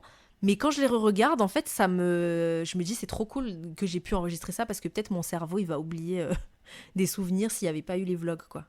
Ça te fait pas un truc où, tu vois, Enfin, on parlait tout à l'heure des faits des réseaux sociaux, de la vie des gens, mais quelque part, est-ce que tu dis pas que comme toi, tu fais des vidéos sur ta vie aussi, Ouais. tu suscites le même sentiment pour d'autres personnes? Non, mais c'est vrai que sur les réseaux, il y a toujours ce truc de comparaison, d'envier les autres, etc. Et parfois, je m'en rends compte. Et c'est vrai que par rapport au début, on va pas se mentir, c'est vrai que j'ai dit je m'en fous et tout du regard des gens. Mais je pense quand même à cet aspect-là de exposer beaucoup, beaucoup de choses de ma vie, tu vois. Mmh. Et là, de plus en plus, enfin, ça fait quelques années là déjà.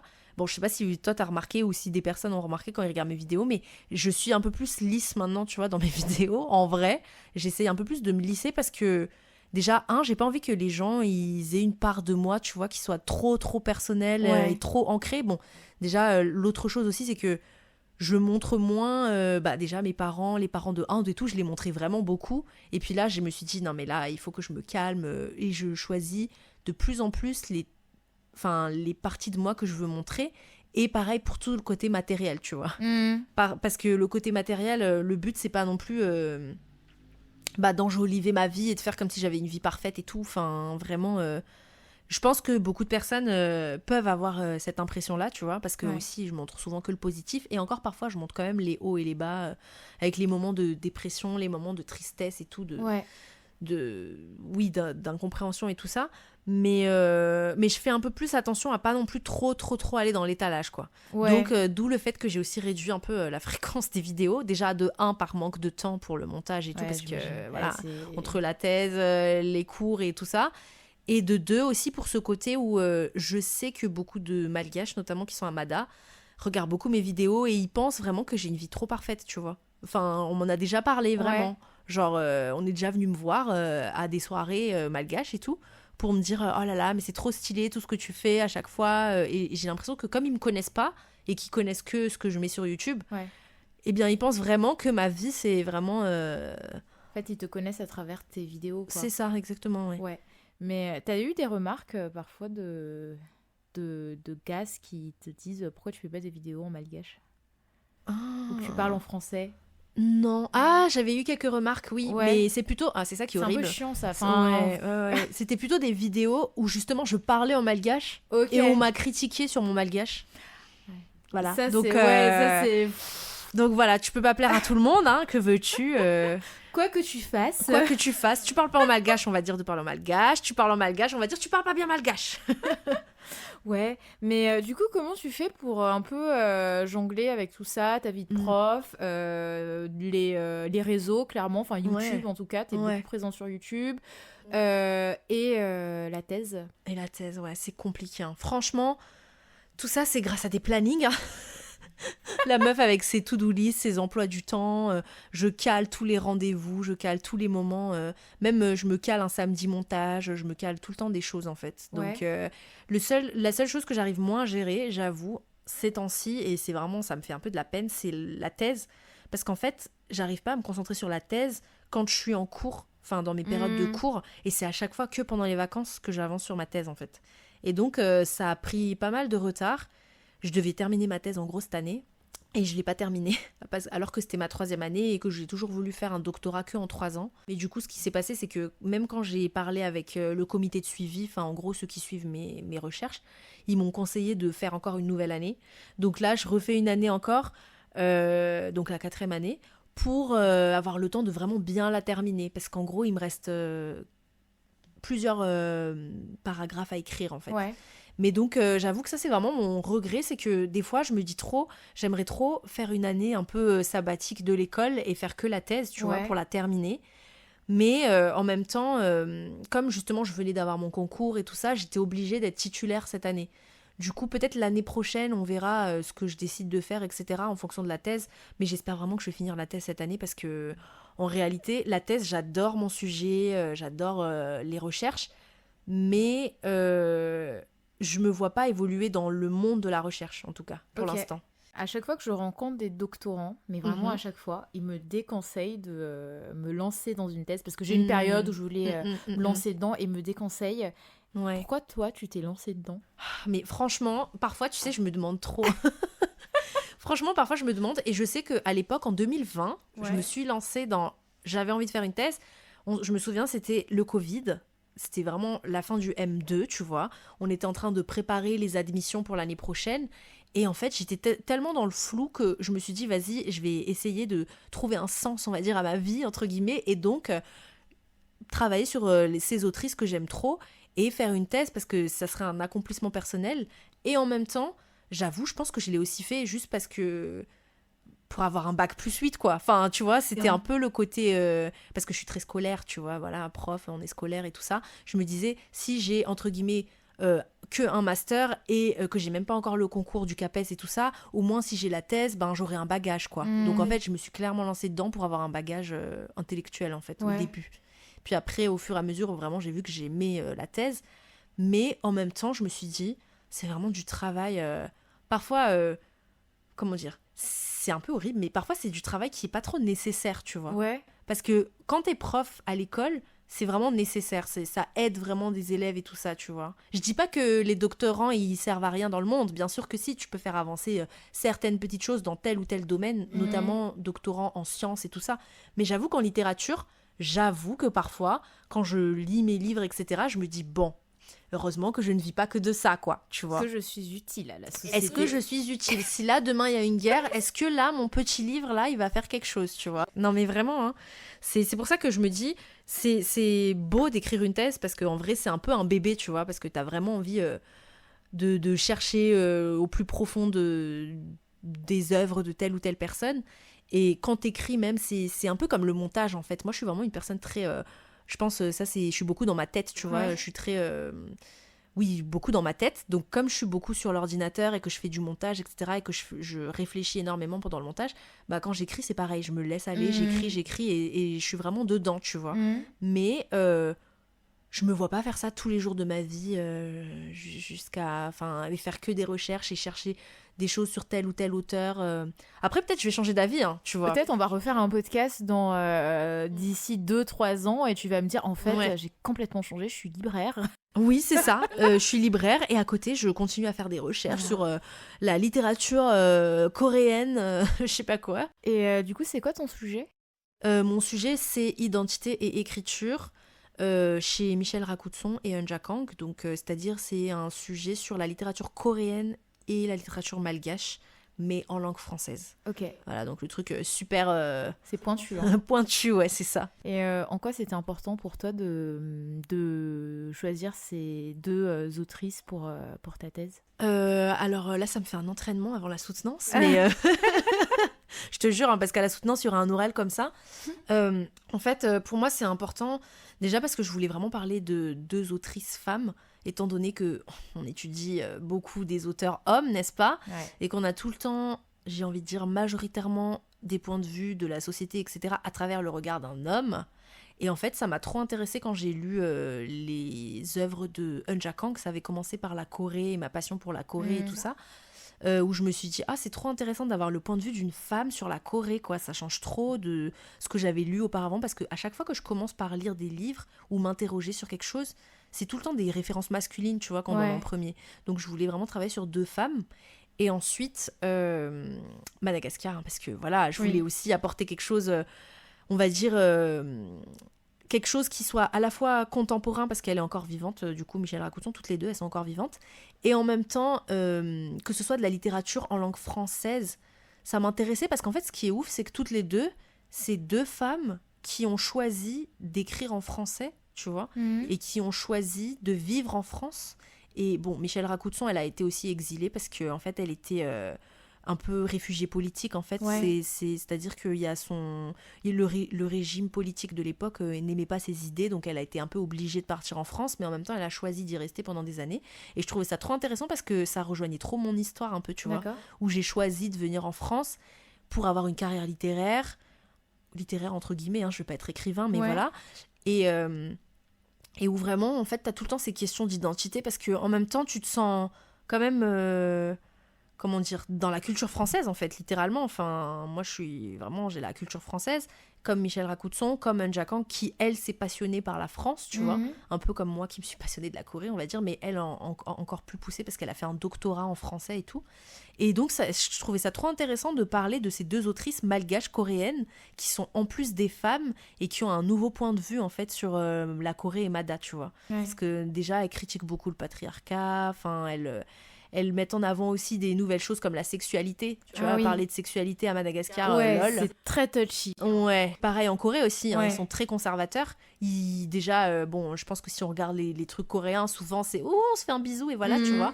Et dans leurs œuvres, en fait, ce qui m'avait vraiment marqué, c'est qu'elles parlent vraiment de sujets comme ça, genre de la sexualité, de l'alcool, du viol, enfin de choses qui, en Occident, nous paraissent hyper évidentes, tu vois. Mais à Madagascar et en Corée, pas du tout, quoi. Enfin... Donc c'est pour ça que j'ai choisi ces autrices, je trouvais hyper originales. Et en plus, personne n'avait jamais écrit de thèse qui font un parallèle entre Mada et la Corée. Ouais, c'est vrai que c'est un challenge aussi. T'as rencontré des difficultés, toi, au niveau, je sais pas, de la documentation. Ah oui, ouais. Parce que j'imagine, peut-être du côté malgache, peut-être que t'as eu des choses. Oui. Mais du côté Corée, traduit... Oui, traduit en français, oui, un peu moins. Franchement, heureusement que du coup, je suis à la Sorbonne et on a des partenariats avec les bibliothèques des langues étrangères, justement, la Bulac.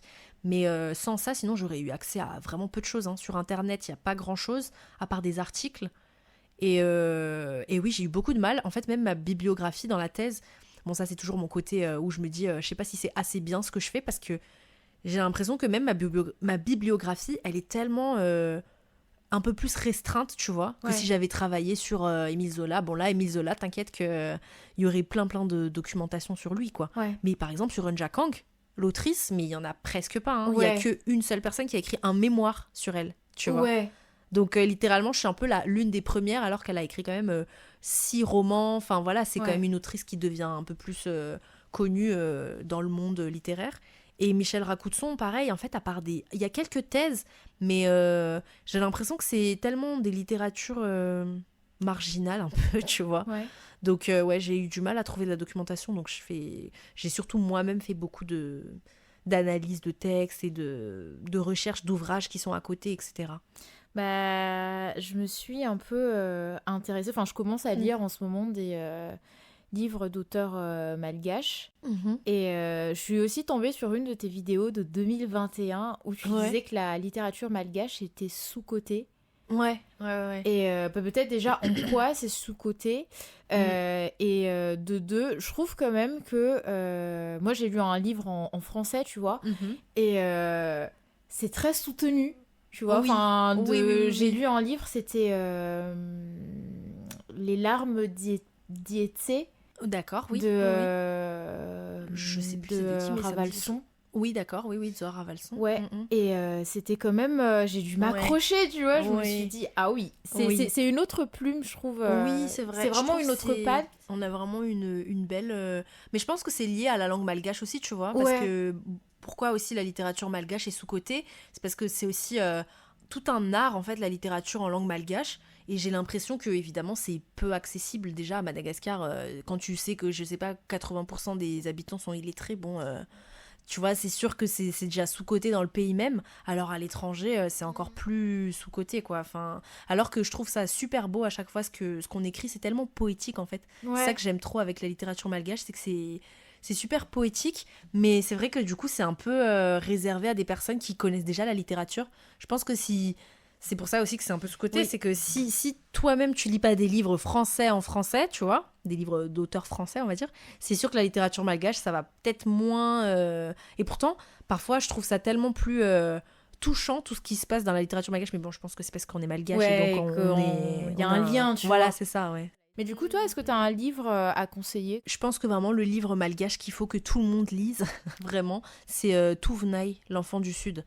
J'en parle assez souvent sur Insta ou même sur YouTube, mais je pense que vraiment, c'est un livre qui est super bien parce qu'en fait, c'est Michel Racousson qui l'a écrit et ça s'appelle Touvenail, l'enfant du Sud et ça parle justement d'un petit garçon qui vient d'une famille qui est dans la famine en fait, justement dans le sud de Madagascar, hein, donc des questions très actuelles, n'est-ce pas ? Ouais. Et qui va justement quitter tout le sud en fait, toute sa région avec sa mère et sa sœur pour aller vivre dans la capitale.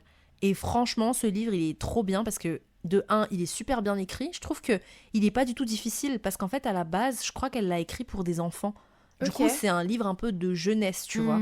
Et je trouve que il est un peu très vite rabaissé en mode c'est un livre pour enfants, tu vois. Enfin, en tout cas, dans le monde littéraire, on parle souvent de ça comme un récit de jeunesse. Alors qu'en vrai, c'est vraiment un livre que tout le monde peut lire, même à notre âge. Je trouve qu'il y a des passages super forts et super comment dire, poétique et super beau, mais en même temps, c'est super accessible. Pour le coup, vraiment, si vous avez rien à lire, en plus, je crois que ça fait même pas 100 pages, tu vois, c'est un tout petit livre en version petit, vraiment version poche. Ouais. Donc, moi, je dirais vraiment ce livre-là, Touvenail, l'enfant du Sud, il est... En plus, on le trouve, enfin, il suffit de le commander et on le trouve assez facilement, je trouve. Ok, et côté littérature coréenne et littérature coréenne, il y en a plein qui sont vraiment bien. Mais je dirais bon, c'est pas pour faire la pub de Eunja Kang hein, mais je dirais L'étrangère de Eunja Kang. Ok. Parce que L'étrangère de Eunja Kang, justement, ça parle de une fille qui est coréenne, qui habite dans la campagne en Corée et qui va tout faire pour quitter un peu sa campagne et travailler assez dur, etc. pour réaliser ses rêves. Et son rêve, c'est de vivre en France, justement. Et donc, je trouve ça assez intéressant parce que c'est un peu inspiré de la vie de l'autrice, clairement, où elle va essayer d'écrire en français, de lire Le Petit Prince. Enfin, voilà, elle va essayer de se cultiver et tout ça. Et en fait, ça fait découvrir la Corée et en même temps, ça nous fait repenser à nous, notre société occidentale un peu, tu vois. Donc, ouais, je dirais qu'il est super facile à lire. Là, je vous propose des livres qu'on a lus dans mon café littéraire avec mes élèves, tu vois. Donc, même mes petites troisièmes, l'année dernière, elles l'avaient lu et tout. Tu disais tout à l'heure que tu te retrouvais un peu dans l'histoire de Michel Racousson. Et que tu appréciais aussi la culture française. Toi, en tant que jeune malgache ayant immigré en France pour tes études et pour travailler, comment, face à tout ça, comment tu entretiens ton lien avec ton pays natal sans perdre, tu vois, cette attache pour son pays, alors que tu vis à l'étranger et que t'aimes quand même aussi la culture française. Ma nouvelle culture, oui, effectivement. Je pense que la première chose qui est vraiment une question de choix, je pense que c'est dans ton entourage. Parce que en réalité, quand on arrive en France, on a assez souvent tendance à vraiment... enfin beaucoup de malgaches en tout cas que je connais, à un petit peu prendre du recul et un peu se couper, tu vois, des malgaches, parce que parfois, effectivement, selon les groupes, on va dire, qu'on fréquente, ça peut être un peu toxique, tu vois, de rester que avec des malgaches et d'être fermé d'esprit et de finir dans le communautarisme et tout ça, tu vois. Mais en même temps, je pense que c'est vraiment une question de choix parce que moi, j'ai toujours choisi de rester tout le temps un peu avec mes malgaches, comme je le dis souvent, parce que je sais que si je m'entourais pas justement de toi, tu vois, de Ritz, de tous mes amis malgaches, bon, t'as vu au mariage, il y avait 80% de malgaches. Oh, Choto, c'est le chien d'Eliana, c'est un petit coton de Tuléar qui vient nous faire des bisous. Voilà, qui fait l'intéressant parce que je parle et que je parle pas de lui, du coup. Mais oui, du coup, le fait d'avoir choisi vraiment, tu vois, de passer du temps de qualité avec les malgaches, je pense que c'est un truc, c'est une chose qui est vraiment importante pour moi, parce que sans le fait d'être avec les malgaches avec qui on partage quand même la même culture, les mêmes souvenirs aussi liés à Mada, je pense que je serais déjà un peu plus déracinée, tu vois. Clairement, je pense que je serais devenue... C'est un peu horrible parce qu'avant, j'étais un peu whitewashed. Je sais pas comment on explique ça en français, mais un peu aveuglée par le côté français, tu vois. Ça, c'est un peu, je pense... Enfin, moi, en tout cas, je l'étais aussi parce que j'étais au lycée français. Voilà. De mon expérience personnelle, moi, je considérais que... tout ce qui venait de l'Occident, c'était cool. C'est ça. Je rejetais un peu ma propre culture parce que je trouvais que c'était pas assez cool. Ouais, pareil. Et il y a aussi le fait que il y a la télé, il y a la télé, vraiment, il y a on les est vraiment médias, imprégné par cette culture. C'est ça. Et forcément, toi, à côté, moi j'étais comme ça, hein, et je le dis ouvertement, et aujourd'hui, tu vois, j'en ai honte, et j'ai changé, je pense, quand même. L'effet lycée français, ça t'a fait ça ou... Ça m'a quand même un peu fait ça, oui. Je dirais que même si, comment dire, j'ai... Enfin, je pense que c'était quand même intériorisé, quoi. Ça nous a tous fait ça. J'avais beaucoup intériorisé le fait que tout ce qui était blanc, effectivement, était plus cool que ce que nous, les Malgaches, on pouvait apporter. Et c'est un peu horrible parce que j'avais vraiment des standards de beauté blancs, occidentaux, que ce soit dans les garçons ou les filles. Je rêvais, en fait, de faire partie d'un groupe de personnes blanches et tout ça quand je serais en France, tu vois, de m'intégrer auprès de la société française et je sais pas, même, je voulais vraiment, en fait, vivre en France et devenir française, vraiment, limite, quitte à un peu laisser de côté mon côté malgache, ouais, effectivement. Parce qu'il y avait ce truc où, même au lycée, tu vois, les populaires, c'était pas des malgaches, de Mada qui viennent de, je sais pas moi, d'Andoran Foods, tu vois. Ouais, non, les populaires, c'était des vasas. Des vasas, c'est-à-dire des blancs. Des étrangers blancs. Ou des métis, ou des malgaches, mais qui sont vraiment en contact avec l'Occident, tu vois. Oui, c'est ça, des malgaches occidentaux. Exactement, occidentalisés, tu vois. Ouais, c'est ça. Et comment toi, face à tout ça, du coup, comme ta thèse, c'est une question d'identité, comment toi, t'as défini ton identité ?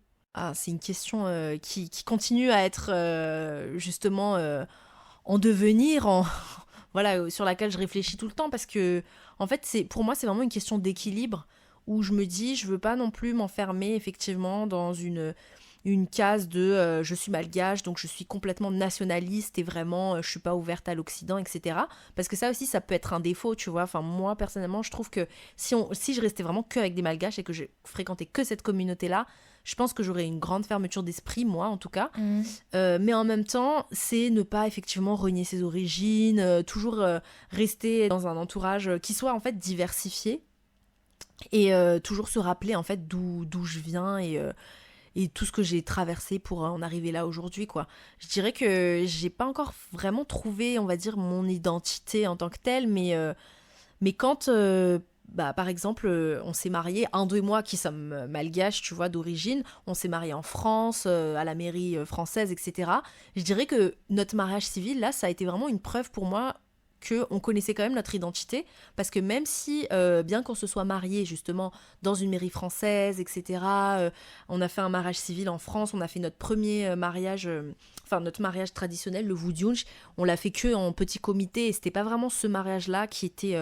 disons, le plus mis en avant par rapport à notre mariage français. On pourrait croire que du coup, on est totalement assimilés et compagnie, mais pourtant, je trouvais que ce mariage était vraiment à l'image de notre identité malgache, puisque après, une fois qu'on était à la soirée, à la réception, là, tu te rendais compte que quand même, la majorité de mes gens, on va dire, de my people, ça reste quand même beaucoup des malgaches, et que l'ambiance même, ça reste quand même beaucoup... une ambiance malgache en fait, et que même dans les prestataires MDR que j'ai employés, justement c'était beaucoup des malgaches, et en plus on va encore se marier du coup plus tard à Madagascar, et je sens que malgré tout, même si j'habite en France, etc., je veux pas oublier ce côté malgache, tu vois. C'est parce que je me sens plus malgache que française en réalité, même si j'ai la culture française et que un jour j'aurai les papiers français et que j'habite en France, etc., tout ça, en fait, c'est des avantages pour moi, tu vois. C'est quelque chose de positif que je prends en plus. Mais au fin fond de moi, je dirais que je me sens quand même, au fond, vraiment plus malgache. Je n'arriverai jamais à me sentir française. Enfin, je me sentirai toujours un peu étrangère ici. Sûrement parce que j'ai pas grandi ici, parce que j'ai pas les mêmes... toute ma famille, elle est surtout là-bas. Enfin, j'aurais toujours plus d'attache quand même à Madagascar que là-bas. Sans être nationaliste, comme j'ai dit, tu vois. C'est un truc, en fait, que je peux pas contrôler, quoi. Et tu vois, les années précédentes, quand j'ai fait tous mes voyages, là, et que j'ai vraiment réfléchi, genre quand j'étais en Corée, quand j'étais au Japon, quand j'étais partout, là, même en Côte d'Ivoire aussi, à chaque fois, je me disais, c'est fou, mais le seul endroit au monde où vraiment je me sens trop à ma place, ça reste Mada. Tu vois, parce que même si Amada c'est la merde et tout ça au niveau politique, désolé, voilà, c'est un peu la merde au niveau politique, ou même si c'est un pays aux yeux de l'Occident, entre guillemets, pauvre et nanani et nanana, tout ce qu'on pourra dire, avec des inégalités et compagnie. Je sais pas, mais là-bas, il y a quelque chose avec les Malgaches, tu vois, que je ressens, qui est trop différent d'avec les Français, avec les Coréens, avec les Ivoiriens, avec tout ça, tu vois. Ça, c'est un truc que je m'efforce à faire maintenant, tu vois. C'est à chaque fois essayer de faire ressortir un autre point de vue de Madagascar que la pauvreté. Oui, tu vois, on est pauvre, ça se voit, visible. C'est visible, on sait. Mais on n'est pas que pauvre, en fait. Non. Il y a autre chose. Il y a clairement autre chose. Et c'est pour ça, tu vois, que souvent, quand on dit « Ah, c'est vraiment une blédarde » ou « C'est vraiment un blédard », moi, quelque part, ça me gêne un peu, dans le sens où c'est un peu connoté péjoratif. On se dit « blédard », le bled, donc c'est pas cool, tu vois. Oui, c'est ça. C'est vraiment dévalorisation, quoi. Ouais, c'est un peu une dévalorisation, alors que mon pays, il est cool, en fait. Mais vois. Oui, totalement. Peu importe ce qu'on dit, c'est vrai qu'il y a beaucoup d'instabilité politique, surtout en ce moment, avec les élections truquées, là. Et de deux, il y a la pauvreté. Il y a aussi, je pense qu'il faut être fier d'embrasser sa culture et de se dire... C'est pas péjoratif, ouais. Et franchement, moi, c'est vraiment quelque chose que j'ai remarqué, c'est que je préfère 1000 fois un pays comme Madagascar qui a vraiment quand même toujours des valeurs, tu vois, parce qu'en réalité, s'il y a bien une richesse que j'aime à Mada, et à chaque fois que je rentre là-bas, c'est quand même, on rigole et tout ça, des fumba et tout ça, et de comment elles sont les tantans et les tantines et tout, tu vois, mais je trouve que il y a tellement plus de respect, tellement plus de, comment dire, je sais pas, de valeur en tout cas, que quand je suis ici, tu vois, en France par exemple, ou même dans d'autres pays que j'ai pu visiter, je sens quand même que la société, elle est un peu fracturée, tu vois. Et que vraiment, c'est une perte d'identité dans plein de pays. Mais je me dis, à Mada, on restera toujours des Malgaches, tu vois. Genre, ça se voit que peu importe si c'est lui ou lui qui est président, ou si c'est elle ou elle qui fait ci et ça, on restera toujours un peu des Malgaches, tu vois. Donc, moi, je trouve qu'il y a quand même une certaine fierté et une certaine beauté aussi, tu vois, dans tout ce que nous, on fait, quoi. Est-ce que toi, t'as fait... je sais pas, ton entourage ou peut-être des commentaires sur YouTube, on t'a déjà fait ressentir la responsabilité de devoir faire quelque chose pour ton pays parce que t'es loin et que t'es dans un pays occidental qui s'en sort bien et du coup t'as pu bénéficier de ça, t'es parti loin. Est-ce que toi, t'as déjà fait ressentir cette responsabilité sur les épaules ? Alors, responsabilité, oui, effectivement, parce qu'il y avait toujours un peu ce discours comme nous on a réussi et que maintenant on est vraiment, on a évolué, etc. On doit maintenant rendre tout ça au pays un peu, tu vois. Mais ça, c'est un discours un peu ambiant, je dirais un peu général, mais dans mon quotidien, on va dire que pas vraiment. Les seules choses que j'ai souvent de la famille qui est à Mada, tu vois, c'est toi maintenant, c'est bon, t'as ta vie, etc., t'as de l'argent, etc., vas-y, renvoie l'argent au pays, quoi. Je dirais que ça, c'est vraiment la seule chose qui m'énerve un peu, c'est que vraiment, du coup, ils pensent qu'ici, c'est bon, on est totalement riche et compagnie, qu'on on a une vie de luxe et tout ça, donc il faut absolument rendre ça au pays, tu vois. Mais jamais vraiment, moi, j'ai jamais ressenti cette forme de pression dans mon entourage ou quoi, de responsabilité envers Mada, tu vois. Okay. Je pense que je me la mets un peu au fond de moi, tu vois, en me disant à long terme, j'aimerais quand même apporter quelque chose à Mada, et je pense que c'est une des raisons pour lesquelles j'ai fait la thèse aussi, et pourquoi je me suis concentrée sur la littérature malgache, parce que je me sentirais tellement mal si j'avais fait une thèse, je sais pas moi, sur la littérature française, tu vois, parce que je me dis que c'est une responsabilité que je me dois un peu à moi-même, en me disant, bon, c'est bon, t'as fait 10 ans de littérature française, tu connais tout de A à Z de Flaubert et compagnie, et si maintenant tu t'intéressais à la littérature malgache, tu vois. Mais jamais on me l'a dit à moi, en tout cas. Sans transition comme ça, les BTS. Vraiment aucune transition. On part de la responsabilité à un truc plus léger, j'adore. Ouais, les BTS. Ça a quand même fait 30 minutes en parlant d'identité. Ouais. De pays. J'avoue, de nationalisme et tout. Et puis là, les BTS, l'autre bout de la terre, littéralement. Ouais, donc les BTS, la passion pour la Corée, tout est relié. Mais j'avoue que, ouais, tout est... Il y a un truc où, moi, en tant que personne, tu vois, extérieure, je me pose quand même la question, et je vais te la poser, du coup, le fait d'aimer autant les BTS, est-ce que tu t'es pas senti un peu embrigadée dans quelque chose, tu vois? Je pense que c'est une question commune et que beaucoup de gens se posent vu l'ampleur du phénomène, en fait. Oui, du phénomène de la Corée, là, ouais.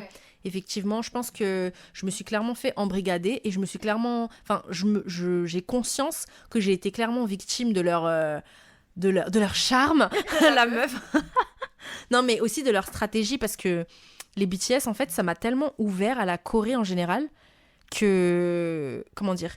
Ils ont tellement eu les codes, en fait, pour t'attirer, quoi. Ouais. Tu regardes leurs clips, t'es accro à leurs clips, t'es accro à leur danse, t'es accro à leurs chansons, à leurs paroles, à tout leur univers, au point où, grâce à eux, j'ai appris le coréen, grâce à eux, je suis allée en Corée 2 fois, j'ai même embarqué mon copain dedans, qui lui aussi maintenant est fan de la Corée. Grâce à eux, je vais à un resto coréen tous les mois, enfin, tu vois, genre... Ouais. Tout ça, c'est grâce aux BTS, quoi. Ils ont réussi. C'est-à-dire que jamais avant, je m'étais intéressée à la Corée. Jamais. Jamais. À la limite, le Japon. Oui, tu vois. Un peu comme tout le monde, je pense que le Japon, ça fait longtemps. Ça t'est venu comme ça, t'as vu une vidéo d'eux, tu t'es dit, ah ouais. Bah, en fait, c'est venu à un moment sombre de ma vie. Ouais. Où j'étais justement un peu en dépression à cause d'une rupture. Et ce qui s'est passé, c'est que en fait, j'avais aucune motivation pour rien parce que je faisais que travailler, j'étais en prépa et tout, j'étais pas bien. Et puis en fait, ma voisine à l'époque, elle était fan de K-pop. Et moi, je me disais, bon, c'est un peu la folle du village, tu vois, qui est fan de K-pop, quoi. Parce qu'à l'époque, non mais il faut dire, mais genre à l'époque, 2015 et tout, quand tu regardais de la K-pop, même aujourd'hui encore, ça peut paraître encore bizarre, tu vois. Ouais. Mais aujourd'hui, c'est plus démocratisé. Et je me souviens, genre, tous les vendredis soirs, elle me forçait à regarder des vidéos des BTS. Au début, tu vois. Je meurs. Et moi, j'étais en mode, mais qu'est-ce qu'elle a, elle ? Pourquoi est-ce qu'elle me force à regarder ces mecs-là qui ressemblent à des meufs et tout ? Enfin, tu vois, j'avais des a priori de ouf, un peu comme tout le monde quand on pense à la K-pop, quoi. Et je regardais, j'étais là, en plus, ils sont maquillés, ils ont des corps féminins, entre guillemets, machin. Et en fait, vraiment, je sais pas pourquoi, mais une fois qu'on avait fini de regarder ces vidéos, bah, je devenais accro, en fait. Et j'étais là en mode, mais en fait, c'est trop intéressant, ça brise trop les tabous, c'est quelque chose que j'ai jamais vu avant. Enfin, c'est trop différent de la culture occidentale, blanche, de la culture malgache, enfin... Bah, quelque part aussi, ça a remis en question ta vision des corps aussi, le fait qu'eux, ils soient plus, assez féminins. Ça, en fait, ça a totalement déconstruit ma vision, même, je dirais, du monde, quoi. Parce qu'une fois que j'ai vu ça, j'ai dit, mais en fait, c'est ouf... On peut être beau tout en étant un homme maquillé, fin, avec des couleurs de cheveux jaunes, orange. Ouais, le côté aussi... il y a un truc que j'aime bien chez les BTS, c'est ce côté très coloré, tu vois. Ouais. Très coloré, très dynamique. Ouais, très positif. Très pop, tu vois. Ouais, très pop, Ce qui va un peu à l'opposé de certains clips... très sombre, très masculin, viril, bad boy, et c'est rafraîchissant. Ouais, c'est vraiment le mot, c'est rafraîchissant, c'est vraiment... En fait, moi, ça m'a vraiment motivée, quoi. Mais ça m'a motivée à un point où j'ai écouté tous leurs albums, je suis devenue une fan, mais une groupie, tu vois. Et donc ça, c'était un peu mon refuge, en fait, les BTS. C'était vraiment mon refuge dans ce moment de perte de repères, d'être seule en France, d'être seule dans ma vie, entre guillemets, tu vois. Littéralement, j'étais seule et je disais tout le temps à ma mère, j'ai perdu une personne, mais j'en ai retrouvé 7. Ça va être le titre de l'épisode. Mais c'est vrai. Eleana Rabiazabaouli. J'ai perdu une personne, mais j'en ai retrouvé 7. Mais vraiment. Et après, en bonus, est venu Ant. Mais...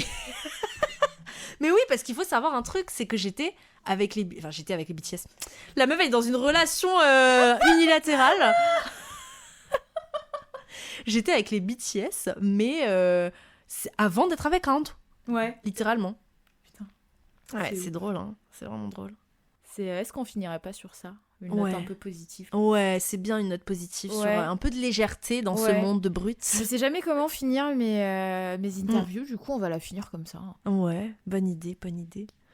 Non mais c'était trop drôle en vrai. Merci beaucoup d'avoir écouté cet épisode, j'espère que vous avez passé un très bon moment à nos côtés. Comme d'habitude, je mets tout en barre de description, notamment les références des livres cités et le profil d'Eleana, que ça soit sur YouTube ou Instagram. Si vous avez aimé l'épisode, n'hésitez pas à mettre 5 étoiles sur votre plateforme d'écoute préférée. Allez, je vous dis à dans quelques semaines pour le prochain épisode. Bisous. Ouais. Non, moi quand je m'écoute, je me dis punaise, en fait, j'ai une voix grave en fait en réalité. Parce que j'ai l'impression de parler comme ça, tu vois, en fait. Comme une petite fille. Voilà, c'est ça. Comme une petite fille.